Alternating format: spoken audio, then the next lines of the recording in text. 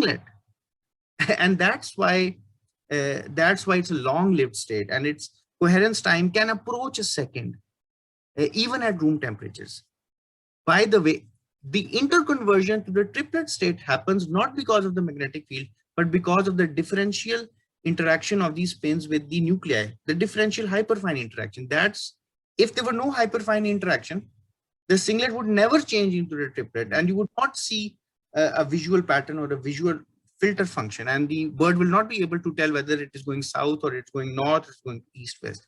So the answer to your question, that these are relatively longer lived states because they work in a decoherence free subspace, or they are singlet, and the singlet commutes with the magnetic fields Hamiltonian.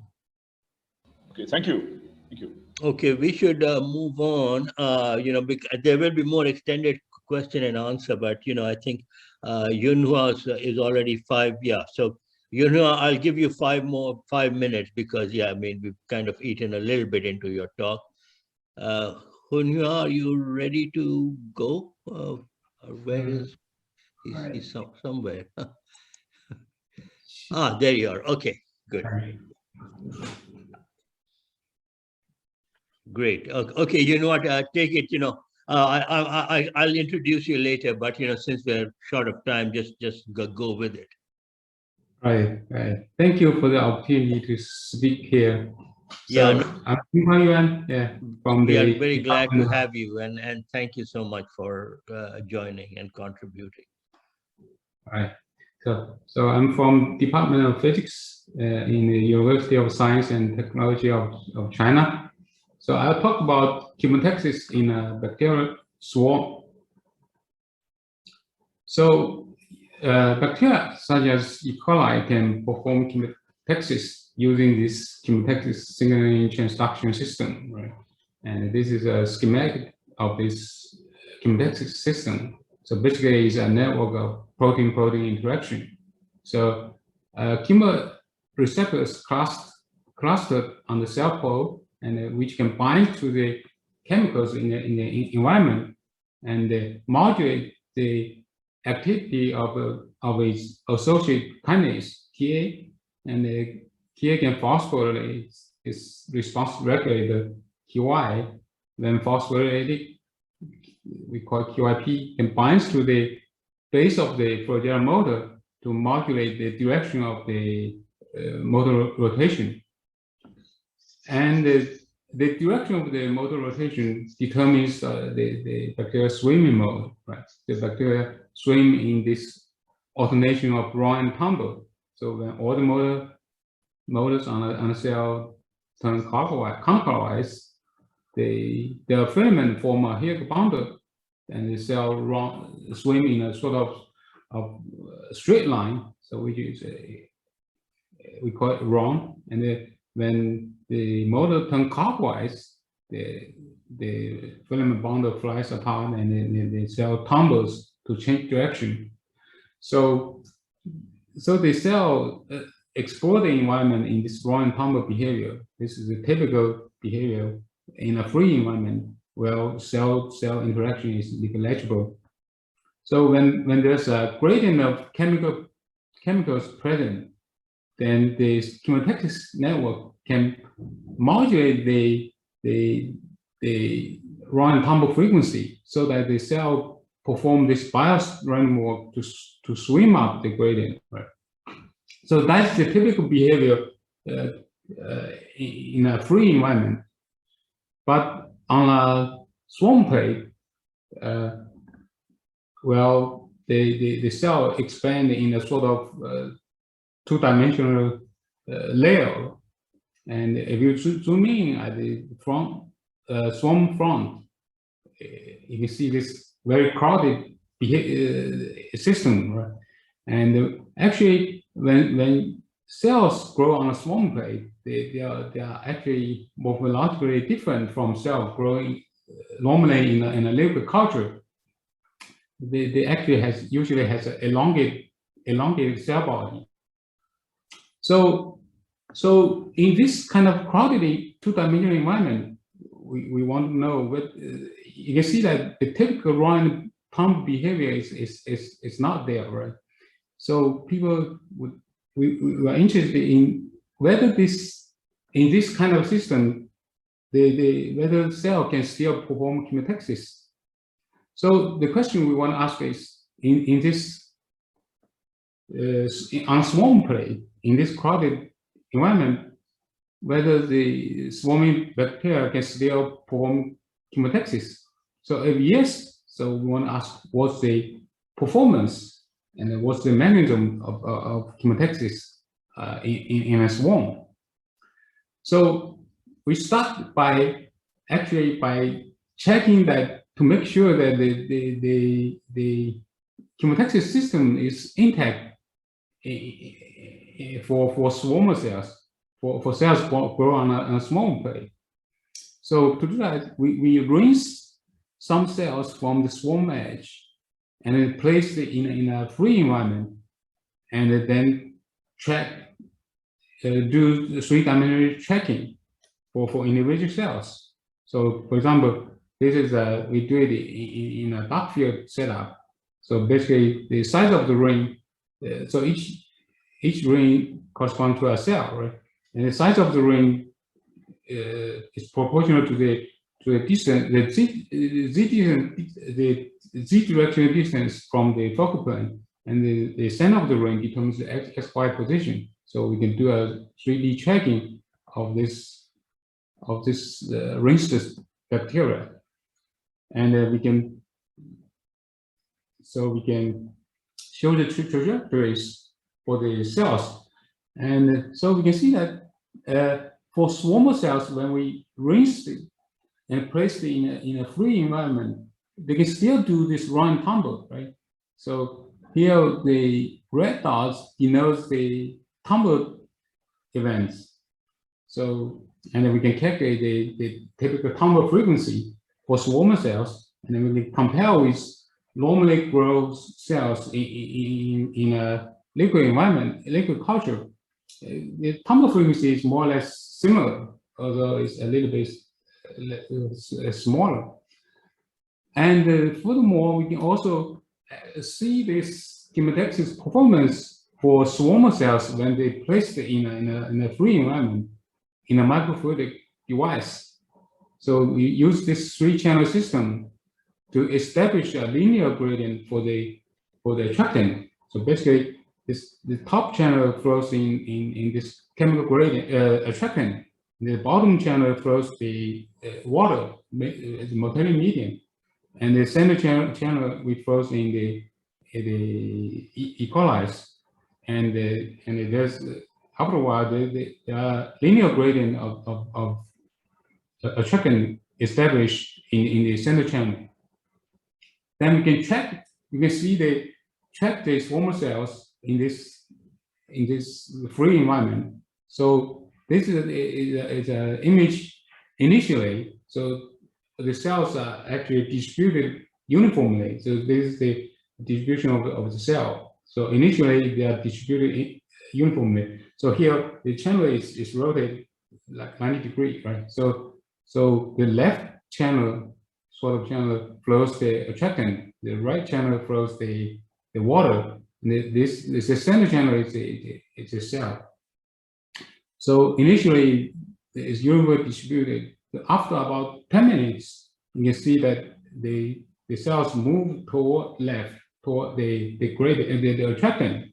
So that's the red line is the distribution after about 10 minutes.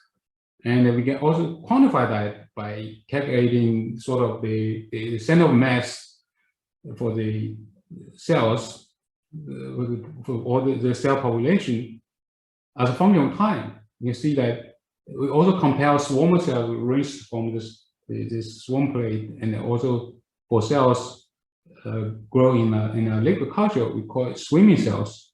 You see that the chemotaxis performance is similar. So that means for swarm cells that grow on a swarm plate, their chemotaxis system is intact. So then the next question we want to ask is to characterize is whether the cell can do chemotaxis on this native swarm plate. So we we sought to establish a gradient of attractant on the swarm plate by placing a high concentration of chemical attractant. We use methyl aspartate. So we put a drop of attractant here, and then on this agar plate, right, the swarm plate, then the attractant can diffuse through the agar and establish a gradient. And here denotes the position of cell inoculation. And you can see that the cell actually can perform chemotaxis towards the attractant. So you see there's a protrusion at the cell, at the swarm front. Right? And also we also did a bunch of control experiment to really show that. So for control experiment, we also use like swarm buffer. So this growth medium instead of the attractant drop. So you see there's no protrusion here. And if we use a chemotaxis defective strain, even with this attractant gradient, there's no protrusion. And also we tried different kind of attractants. For example, serine or glucose. Both of them can show this chemotaxis towards this attractants, right? And also we also tried repellents like leucine and valine. You see a depression of this swarm edge, right? So that means the cells can perform chemotaxis on this native swarm plate. And the next step is we try to actually quantify this performance. So to do that, we try to do single cell tracking, like for the cells along the swarm edge. Oh, first we need to quantify the attractive gradient on the swarm, right? To do that, we actually use a fluorescent, which has a similar molecular size as the attractant aspartate, and also the similar diffusion constant. So we put a drop of fluorescence, different concentration of fluorescent, and here, and then it diffuses through the agar, and then we use the intensity, fluorescent intensity, as the indicator for the concentration. So, for example, for this drop, we can sort of measure the concentration as a function of time. So that for any time on any position, we can know the gradient of the attractant, right? So after quantify the attractant gradient, then we can try to quantify the chemotaxis behavior under a specific gradient, right? So we sort to track individual cells along the swarm edge. So this is a sort of a swarm edge. It's so crowded, so it's hard to do single cell tracking. So we actually fluorescently label some of the cells so that it's fast enough for us to do single cell tracking. But all the fluorescent cells are still in this crowded environment, and still they behave similar as the rest of the cells. So we track thousands of the single cell trajectories, and for each track, we can separate all the tracks into two types of segments, like segments up the gradient and down the gradient. So for each type of segment, we calculate the velocity autocorrelation, and it's a typical exponential decay. And from this, we can fit with the exponential function and to obtain the persistence time. So the persistence time up the gradient, power forward, actually is larger than the persistence time down the gradient, power backward. And from this, we can calculate the sort of drift index, which is the difference between those two persistence times divided by the summation. And actually, this drift index, when times the moving speed of individual cells, it's actually approximately equal to the drift velocity of the cell population. So this is a good indicator for the chemotaxis performance, right? So then we do a lot of single cell tracking on the different magnitude of the gradient. You see that the drift index increase with the gradient. This is similar to chemotaxis in a free environment. So there's no surprise here actually. And for control, we also use a chemotaxis defective strain, which the chemotaxis gene is defective, and we do the similar experiment and find that the drift index actually is more or less zero, no matter what the gradient is. And so this is no surprise, but the next question is how this drift index behave under different kind of cell densities, right? So we try to vary the cell density on the swarm plate. We actually put a small, like 2 microliter drop of swarm buffer on the swarm edge to dilute the cells, and so that the cell density is very small initially, but as time goes on, the cells swings back, right? And so the cell density increase as a function of time. And so from very low density to typical density on a swarm front. So during this time, we keep doing single cell tracking so that we can characterize the drift index as a function of the cell densities. So this is the drift index as a function of density. You can see the sigmoidal increase of the drift index as a function of cell densities, right? Under this specific magnitude of the gradient. We also did a control experiment with no attractant, and you can see that the increase is much smaller. So you can see so with almost zero density, this is sort of the performance in a free environment where cell-cell interaction is absent, but is negligible. So this means that the cell crowding actually increases the chemotaxis performance as cell density increases. And actually, this chemotaxis enhancement actually correlates with the increase in the degree of cell body alignment. We calculate the cell body alignments, which the seed idea is the angle between two pairs of cell bodies, and the average is over the whole field of view. And you can see that the degree of cell body alignment increase also sigmoidally with these cell densities, and the threshold density is similar with this drift index, all around this 2 to 4 per 100 micrometer.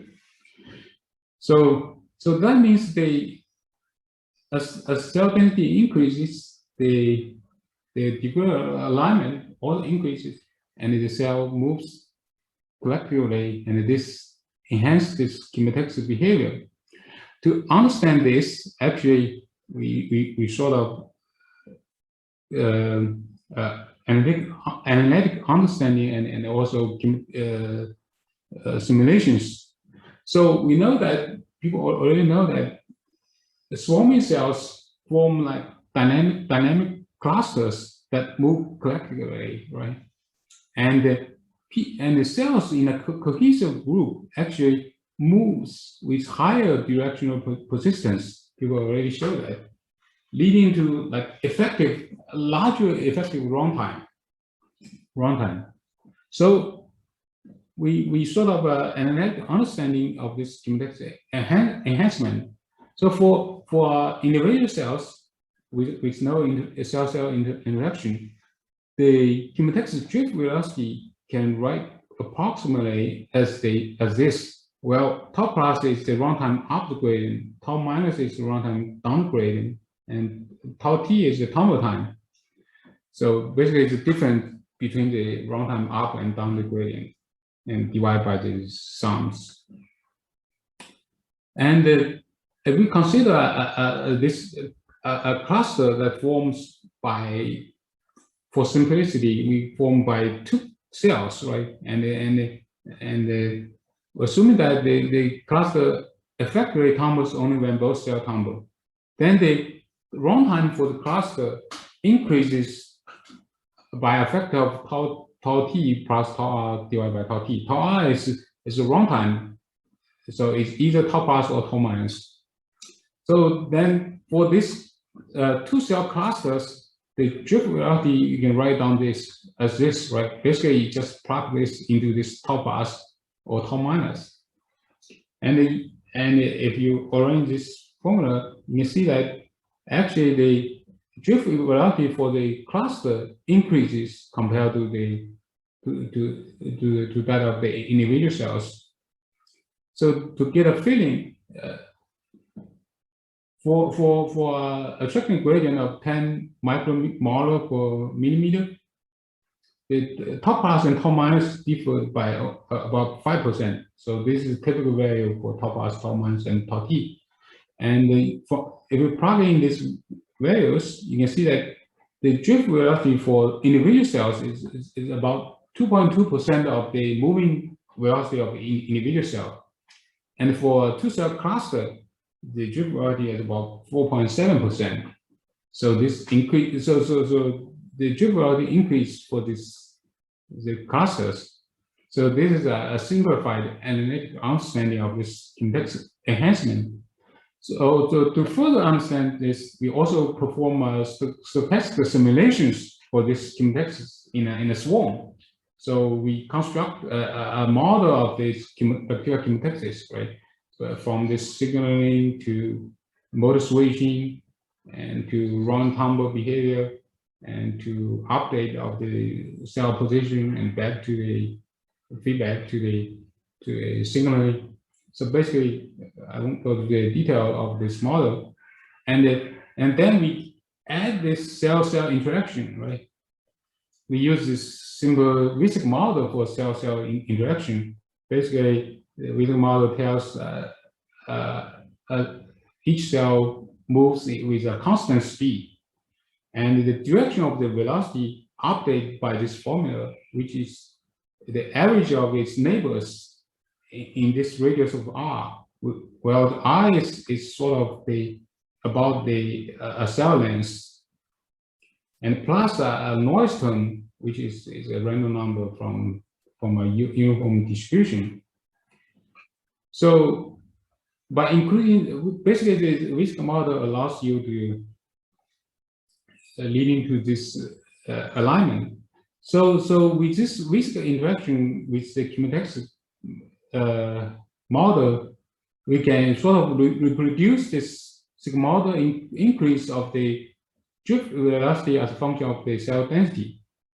And also for comparison, if we don't use Wiesek interaction that induce this collective behavior, if we use a randomized interaction, which basically means that when two cells collide, their velocity direction after the collision is totally randomized, then with this interaction scheme, we see that drift index actually decreases with cell density, decrease to basically 0.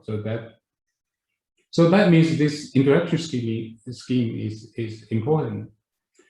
And to understand phenomenologically, actually you understand as follows.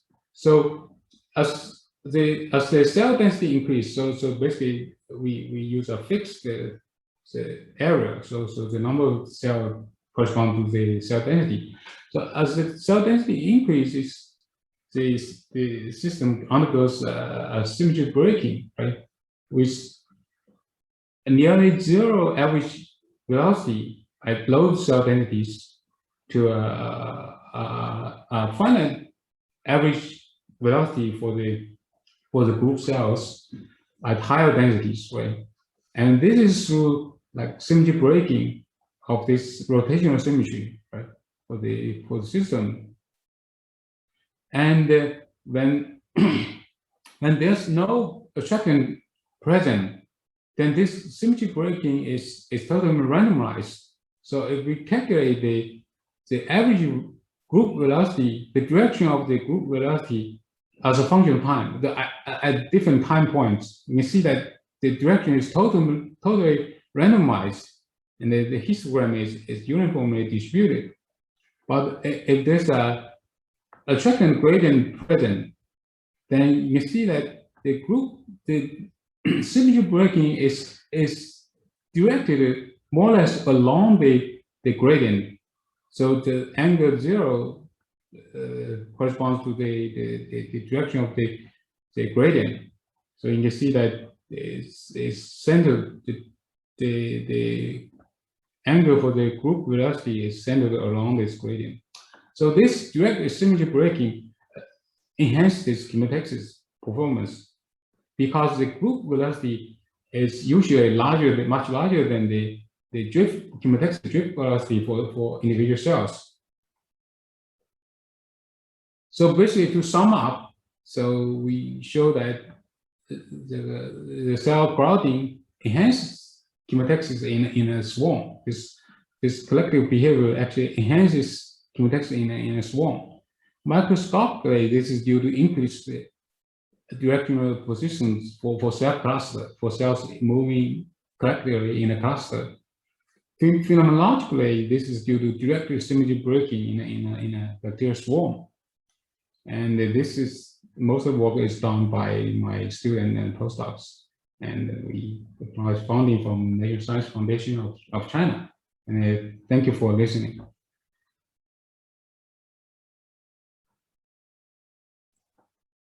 Great. Well, that's you finished about, in fact, before time. So that's good. We have lots of time for questions then. So, Sriram. Yeah, hi. I was wondering, I was wondering about the role that motility plays in this. Supposing instead of objects that move in a certain direction, you simply had objects that reorient. And supposing the quantity you were measuring is the response of the orientation to an imposed aligning field, you'd get essentially the same behavior, right? Meaning that what you are seeing is a lot like the enhancement of a response function in, let us say, an XY model as it orders, right? I didn't quite get your question. Could you? Okay, so my question is the following. So chemotaxis, I agree, has to do with orienting and following up a gradient. But supposing you took movement out of your model altogether, you just had objects that had an orientation, and what you were measuring, rather than a tendency to turn and move up the gradient, was simply the response of the orientation to a field, to an orientational bias field. That also would undergo an enhancement near the transition, and that also would be large in the ordered phase. Yes. So in some sense, the movement is a secondary feature which merely follows once you're pointing in a certain direction. In some sense, what you're seeing is a lot like the enhanced response at the onset of the ordered phase, or enhanced response in the magnetized phase of an XY magnet. Right, yeah. And movement is kind of a corollary. Right. Interesting.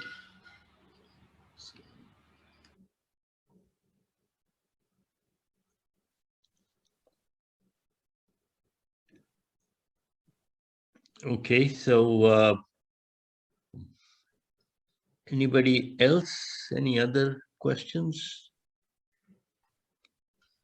I'm going to just take a quick look in the chat. Well, no, there are no questions. Okay. Yeah, no, that's so I am familiar with this work. I mean, I think it brings out so you have if we sort of try and bring out these orientation effects. So there's Amar's talk where we started with inanimate objects again who can undergo order disorder transitions, and then Amar, you were templating. You showed this very nice thing of where you build templates and then you can form patterns, and then you can see. Vidya, you have a question. Vidya, I'm just going to read that question. In the no attractant case, why do you get directional movement? What is direction? Actually, that's an interesting question. yeah, actually, even there's no attractant, right? The cells, the cells still expand, right? I think this is from the growth pressure. So the cells still expand. The swarm cells actually still expand. So I think that this is coming from this, the growth pressure, and then the cell expand, the swarm colony expand.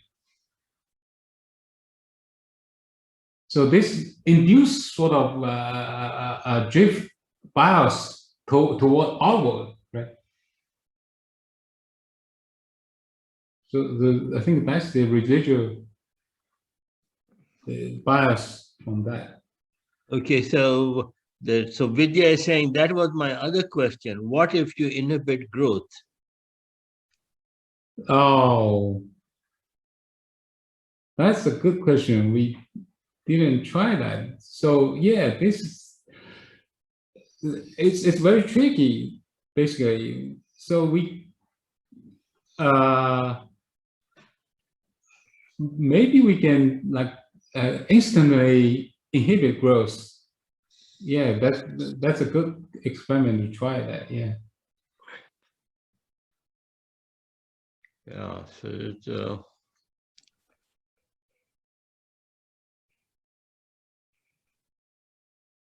yes, so I mean, I think there is, I'm just trying to sort of get a picture of, so in Amar's case, you have order, disorder. Oh, really, actually, this Vidya, the conversation, if growth isn't inhibited, is the swarming state heritable? Is that, yeah. If growth isn't inhibited, is the swarming state heritable? That's the follow-up question. Let me see. Is growth is the swarming state heritable? Could you have, if you run it for more than a generation time of E. coli, I mean, do you sort of get persistence of the swarming behavior, I guess is the question. I guess it's heritable because on a swarm plate, usually we grow like more than 10 hours to okay. get. So that would be many generation times. Right, yes. It's many generations to reach this stage. Yes. Mm-hmm. Yeah. Yeah. No, that's actually, well. Thank you, Vidya. That got us. Well, certainly got me thinking.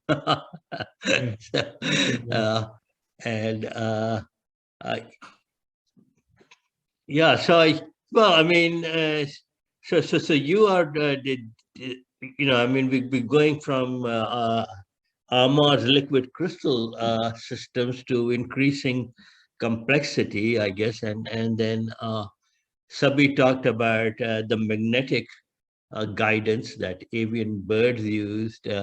So yeah, I mean, Sabi's talk was nice because I hadn't, I mean, I knew about the singlet triplet, but, I think him actually doing that simulation and actually showing the hyperfine interaction and the role that that plays.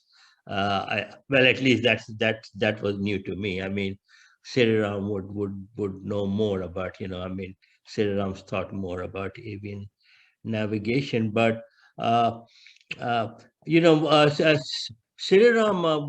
so if we were to sort of, you started off and you drew a history and some common threads, and now we do have examples, from, as I say, inorganic fibers to living rods, which is Junhua's talk, to actual birds, complex animals, and very, very different length scales, right? And one is sensing. So in one way, it sort of reinforces the thing that there's some phenomena there which are kind of length scale independent, with there's some common physics there that's operating over a variety of. But maybe you could sort of summarize that. I'm sure you'll do a much better job than I would. So please go I mean, ahead. I don't know if I'll do a great job, but I can say that, there are important differences. Uh, I mean, although there are some broad similarities among these three systems, it's actually very important. Like, the type of sensing and the degree of sensing is very important. In the case of birds, for example, it's not clear that a model that says that each bird interacts with its quote unquote nearest neighbors is very appropriate. Birds interact by line of sight, and if you dilate or compress a set of birds, uh, in some sense, it doesn't make a difference to the interaction. So it's not distance based. It's more that birds look quickly around themselves and align with, at least if you believe the observations and the sort of backfitting to models, it looks like they align as best they can with the first half a dozen neighbors that they see. So because a bird flock, even though it looks pretty dense to us, if you look at it from the perspective of a single bird, there's lots of directions in which they can see very, very far. So a model, the sort of basic vanilla level VCheck model with interaction given by a fixed sphere of influence isn't a good description. I think that difference is important. Obviously, making inanimate vibrating particle systems or colloid systems which really show behavior identical to bacteria is going to be difficult. But it's still true that these chemically propelled colloids do something that resembles chemotaxis in the sense that the flows set up when they are in the presence of reactant gradients do reorient them in a manner very similar to chemotaxis. It isn't in all detail similar to chemotaxis, because chemotaxis is that the object is executing a random walk and the bias ultimately leads to, the gradient ultimately leads to a bias in the random walk. In these chemically propelled systems, you get a more explicit chemotaxis where an object actually turns around in a single move rather than after averaging over many different noise bits. But so I think, the point is detail has to be kept in mind, and some of the points I mentioned are probably the relevant ones.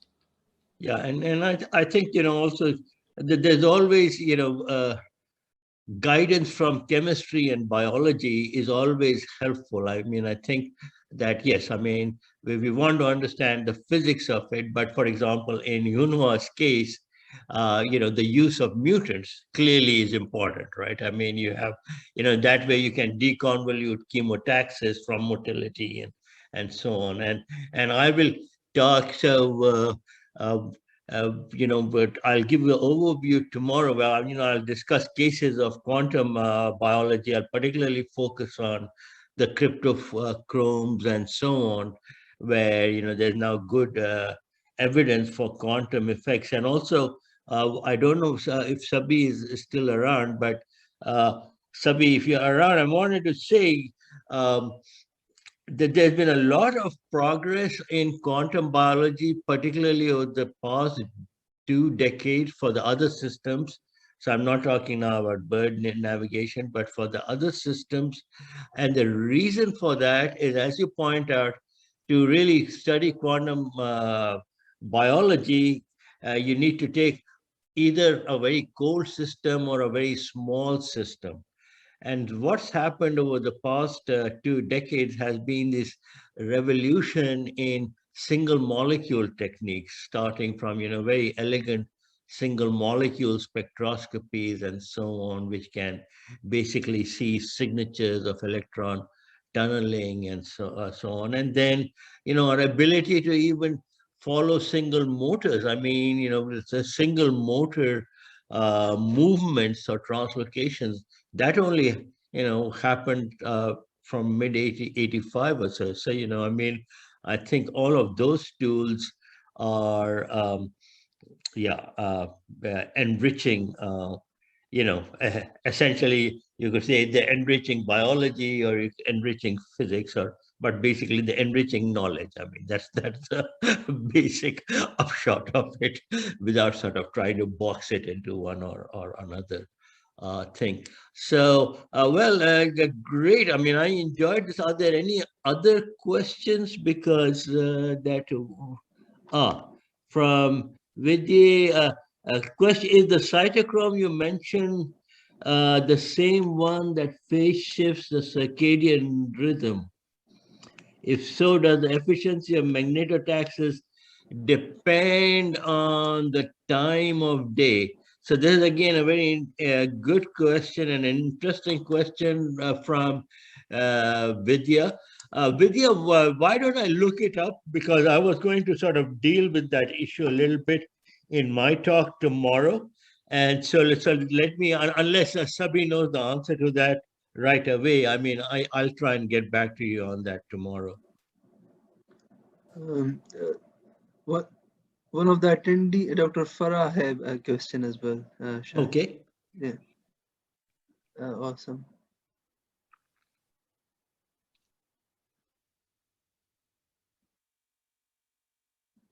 Yeah. So go ahead. You're muted. You need to unmute yourself.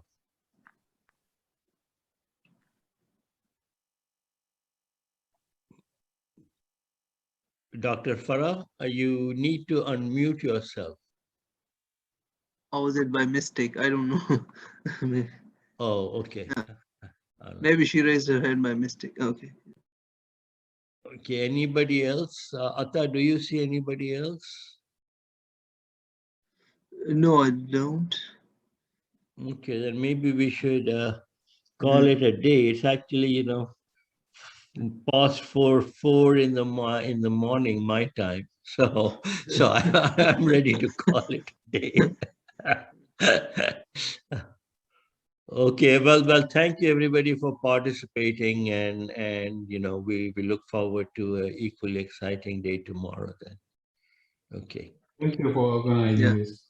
Okay, thank you. I mean, I think we're all learning from each other, and that's just great. That's what this whole meeting is about, to form connections. Yeah, thank you, Sriram, for.